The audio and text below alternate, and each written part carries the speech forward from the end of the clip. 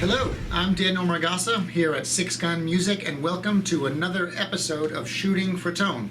We're here live in Las Vegas with our special guest for today's show, Matt Baldoni, live, studio, and touring guitar player, singer extraordinaire. Let me know if I'm missing anything, Matt. I don't know about extraordinaire, but competent enough to compete, thankfully. But yeah, all that's correct. No gig too big, no gig too small. Any style, anywhere, anytime. A consummate professional. Try to be. Outstanding. So today's show is excellent. We have literally a couple great guitars that we're going to have you try out. We have a 1966 original Martin D28, real deal. Yeah, this is one of the holy grail guitars. It really is. Yeah, you're going to have fun playing that one. And then we, of course, have our new Alvarez collection, which is arriving daily. Every day we see more guitars from Alvarez, and we've been, selling Alvarez's for quite some time. And now they have the new Masterwork series. So we literally have got the MD60 today, and we're going to sort of A/B it against our, awesome Martin. Right. Yeah. And maybe there jam out a little bit. There are two guitars from very similar traditions of design, So, although they're not comparable in a lot of ways, in a lot of others they are. Exactly. We also have our tech tip of the week, and as it so happens today, it's going to be on acoustic guitars. Good. It might as well be. We're talking Good. Awesome acoustics. And it's often overlooked. Absolutely. And our letter of the week. So we have been getting letters and people writing in asking for tips. As you know, at Sixx we build guitars, we service guitars, we work on guitars. And literally, we've seen it all just about, and we love helping you. We know you have issues. You're all building guitars at home, so please write us in. I'm going to tell you how to get in on the letter of the week and earn yourself a 5% discount here at Sixx. So Matt, without further ado, why don't we try out the guitars? Let me first just quickly pick up this Martin. What we've got here is this 66, which is a spruce top. We have Brazilian rosewood back and sides. No longer legal. Not since 1969. That's right. Yeah. So this is a 66, so it has made the cut. Also has a beautiful mahogany neck, and on top of it is this ebony fingerboard. So, I'm really anxious to see what a player like yourself, can get out of a guitar like that.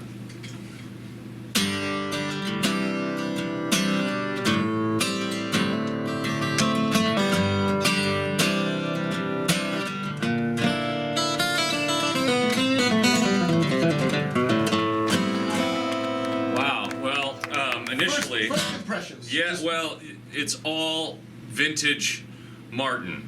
It really is. Like, my colleagues and I talk about, we use blanket statements like nothing beats a Martin when it comes to big chords, or nothing beats a Martin when it comes to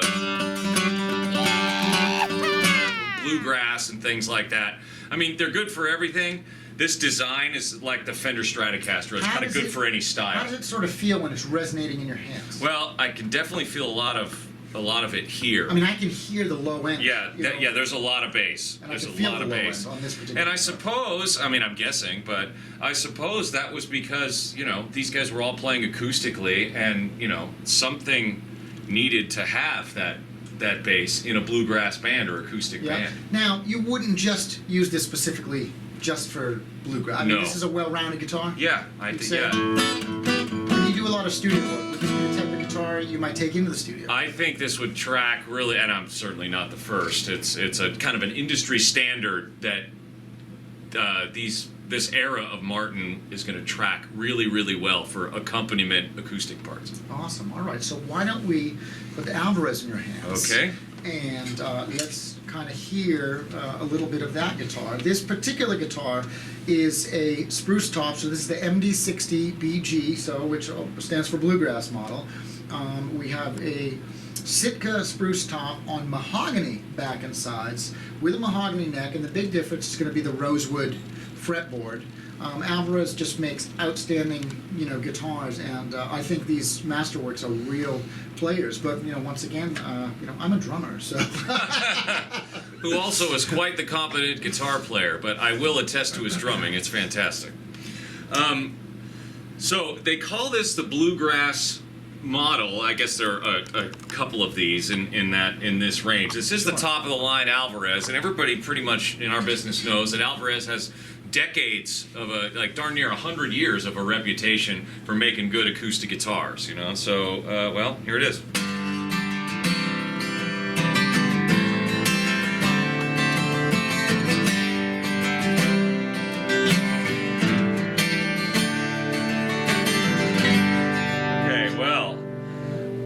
Also good for big chords, but a completely different flavor, isn't it? It really is. This guitar, to me, sounds a little brighter. Mm-hmm. It has a little bit more mids that sort of cut through, Yeah. whereas this has big bottom end. Yeah. This guitar is just like full Yeah. of bottom. You right? can feel it here, can't you? Yes, Yeah. absolutely. Yeah. Yeah, Play this- a little bit more on it. Let me just finish that.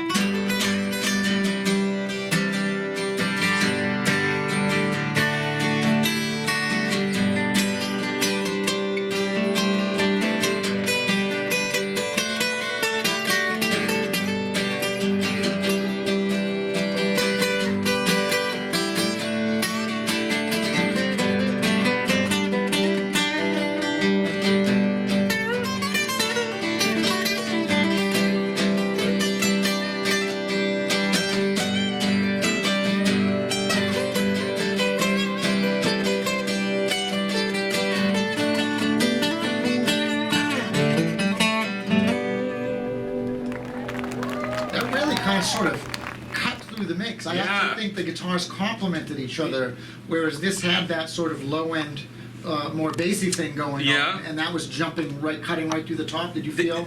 similar? Yes, I do. Yeah, especially when I started, you know, kind of hitting the guitar a little bit harder. It definitely gave a little bit more. This guitar responds very well to a varying level of picking attack. Nice. You know, Okay. like can I? Yeah, absolutely.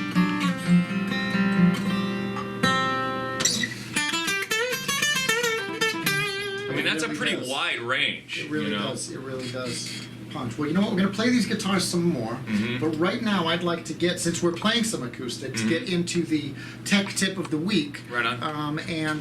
One of the things I'm going to talk about is maintaining your guitar's humidity. Now, do you humidify your guitar, your acoustics? Acoustics, I do. Even hollow body electrics, I'll tend to, especially if I'm traveling with them. I have to.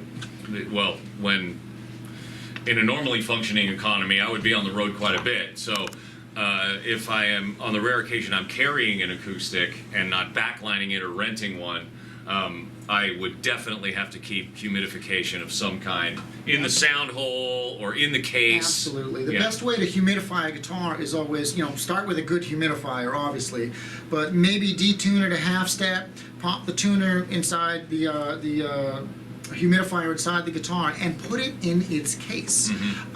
So humidifying your guitar, especially in a climate like ours. Yeah, very dry in Las Vegas. Yes, in Las Vegas. But even a state that has 4 seasons, I mean, you've got the real wet, the real cold, the real hot, the real humid. Yeah. So it is important to recognize what your guitar needs and humidify it several times a year as needed. The second thing that is the best possible maintenance you can do for your acoustic is to play it. Yeah, that's right. Am I Yeah. right? What are your thoughts on that? Well, yeah, this is. I don't know why so many people forget to say this, but especially if it's an older guitar that maybe has already spent some time sitting in a closet or under a bed or in its case for months or years on end, man. They need to get played. The wood, it's a living thing, or it used to be anyway. It's really the best thing Yeah, for it. the Yes. wood needs to vibrate. You need to run tone through the whole instrument. Tune it occasionally. Just Tune it up, knock the it proper back out of tension. tune with your Yes. hands. I Yeah. mean, Yeah. play the thing, guys. Yes, so play your guitar, humidify your guitar, your acoustics. We're gonna do some more jamming, but before we do that, it's time for the letter of the week. Every week, customers will write into us, and we basically are giving you advice on, maybe minor repairs or things that you're finding is going wrong with your gear, and we're giving you a little bit of advice. If you happen to write a letter into me and we read it live on the show, then you're earning yourself 5% off anything in the store. So without further ado, can I have the letter? Yep. All right, letter of the week. Okay, drum roll, please. Dear Daniel, I seem to be having an issue with some of my guitars. When I plug into the input jack, my connection is sometimes intermittent. That means, it's happening, you're hearing it, and then maybe you don't hear it. And then Cuts maybe in and out. Cuts in and out. I've tried changing cables, but still it doesn't, the problem seems to exist even with a new cable. Any suggestions? And is this something I can fix myself? Thanks, James W. from Wisconsin. All right, James, it sounds to me like you're having a problem with the input jack itself. The input jack has two connections. It has a hot connection which goes to the tip, and it has a ground connection which goes to the shaft. So can you guys give me some pieces to work with over here? Excellent. All right. So on the inside of your electric guitar and some acoustic guitars, this is what the jack looks like. Today's jack provided to us by Switchcraft. So this Switchcraft jack has a hot lead, and then it has a ground, which is the shaft itself is your ground. And then it has two legs to attach the wires. The leg that goes to the shaft is your ground, and the leg that goes to the hot is your shaft one right there, okay? So when you plug this in, this happens to be a George L's tip right there. We love these George L's cables. I use them for everything from wiring pedal boards to guitar cables. So I'm going to plug this in right now so you can see how it looks. The tip is literally hitting the hot leg, and your hot wire is grounded to here. So probably what happened is one of two things. It's hard for me to say without looking at the guitar, but if I was to give you some advice, James, if it's intermittent, you could have bent this leg. From years or lots of use of plugging this in and out, the hot leg, which is your tip, can bend out a bit. And if you pull it out, you will see that. You'll see that maybe it's not clicking and making a really tight connection. As far as the input jack maybe giving you difficulties, have you ever had that happen? A bunch of times, yeah. It's something that is very common, just with normal wear and tear on your daily driver. You know what I mean? Like you yourself taking the cable in and out, somebody stepping on the cable, maybe keeping it too tightly clamped down inside your strap, not letting enough slack out, So it can happen for a number of reasons. Right, or just a cheap jack that isn't as good as this Switchcraft jack here, which is the best. So let's talk about the quick fix. You would basically bend this hot lead back in just to give you a little bit more bite and make sure it's clicking in, and then you're going to check your ground lead, and you're going to check your hot lead, and just check the solders and see if they're loose, see if they're coming apart, or see if it's not a good solder. If it's turned into a cold solder or a loose solder, then that can also create problems. It's a very easy fix.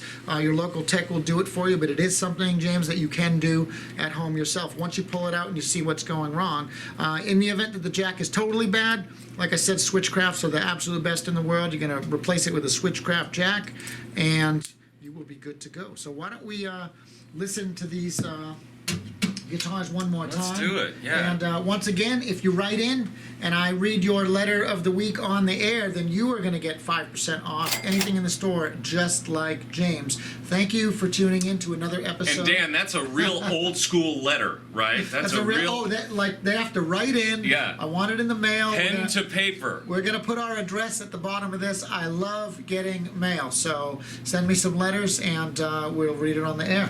Great. Ready? I am. Let's do a little blues thing.